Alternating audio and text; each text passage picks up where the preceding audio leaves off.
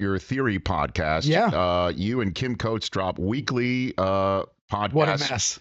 Yeah. It's a mess. Okay. Why is it a mess for people who may So not I'm know? going to tell you, what you do is amazing. A couple of years back, Yes. someone had said to me, hey, you should do a podcast and we're going to get all these people and you should talk to them. And, Yeah. you know, I had all these great people on. And by the third show, I said, I have no interest in talking to people.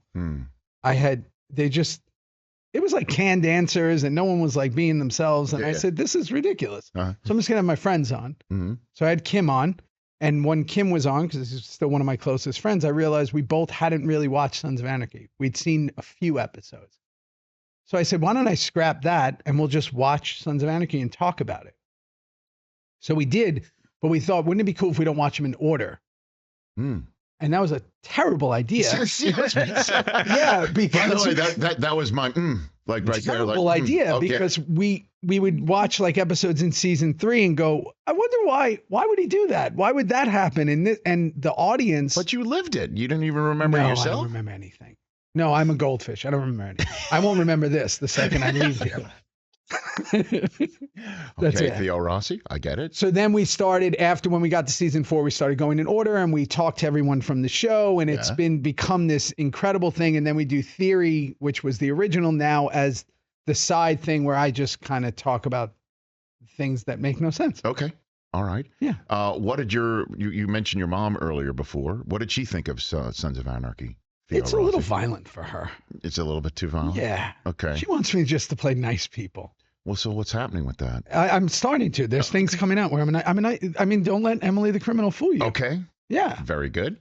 What is your takeaway from Sons of Anarchy now that you do look back? I know you said you're a goldfish, but yeah, we were just speaking about it. I think that I'm so fortunate to be from an era where you watch TV where you lived with them for 8 years. Right. 7, 8 years. So I now understand after watching it that you were with people every week and they talked about it at work and they watched it with their parents and they watched it with, their significant other and they named their dog Jax or Juice or Opie and it engulfed their life. And we just don't have that anymore.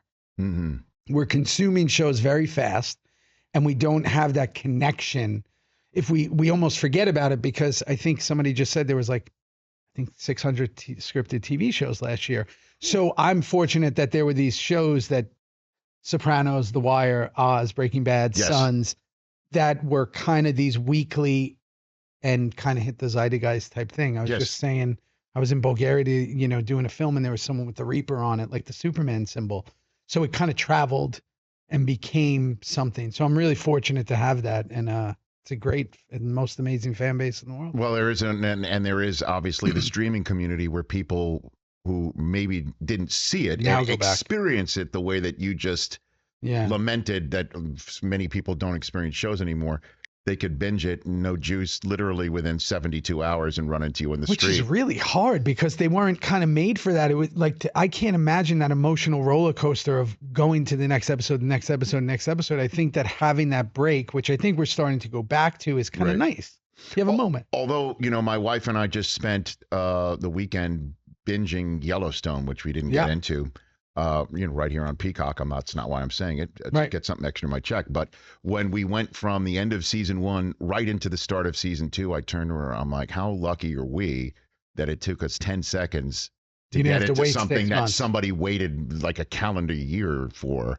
So I guess there is a benefit to that. But your show was not made for that. And that is the way many people I think it works both ways. I think that it's a benefit to the audience to be more in their, like, to really be in their life. And as an artist, and I use that word sparingly with me, it's to be connected to them. They get to know you more.